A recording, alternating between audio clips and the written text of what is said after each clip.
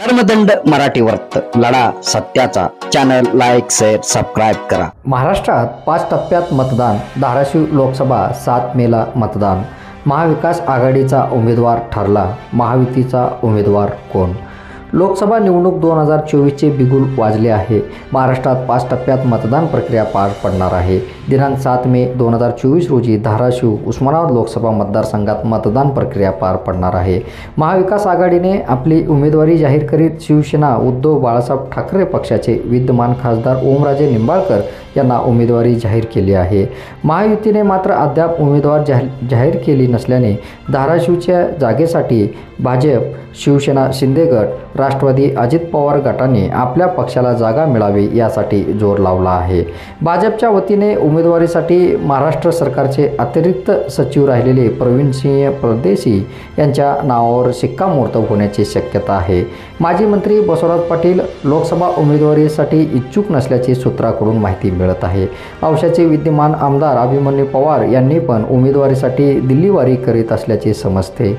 शिवसेना शिंदे गटाच्या वतीने आरोग्यमंत्री तानाजी सावंत यांची धाराशिव लोकसभा जागा शिंदे गटाला मिळवण्यासाठी प्रयत्न चालू आहे। तर राष्ट्रवादी अजित पवार गटाकडून प्राध्यापक सुरेशदाजी बिराजदार यांच्या नावाची चर्चा चालू आहे। एकंदरीत धाराशिव लोकसभेसाठी महायुतीचा उमेदवार कोण अशी पेच निर्माण झाल्याची चर्चा नागरिकातून होत आहे। पाहूया धाराशिव लोकसभा मतदारसंघातील एकूण विधानसभा आणि 2004 पासून ते 2014 पर्यंतचा आराखडा।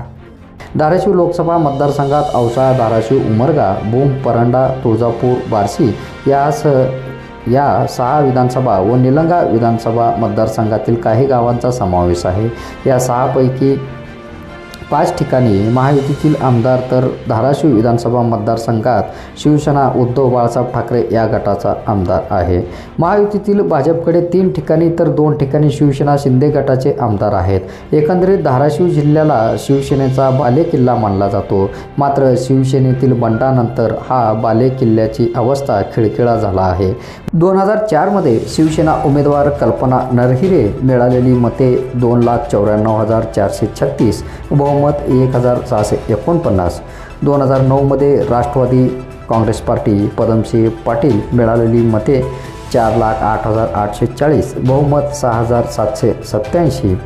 2014 शिवसेना प्राध्यापक रवींद्र गायकवाड मिळालेली मते 6,07,699, बहुमत 2,34,325। 2019 शिवसेना ओमराजे निंबाळकर मिळालेली मते 5,96,640, बहुमत 1,27,566।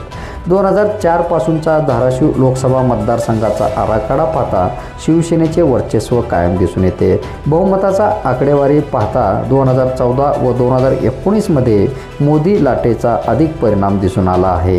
2024 लोकसभा मतदानात पुन्हा मोदी लाट चालणार की पूर्णविराम मिळणार अशी चर्चाही नागरिकातून होत आहे। कर्मदंड मराठी वर्त लढा सत्याचा चॅनल लाईक शेअर सबस्क्राईब करा।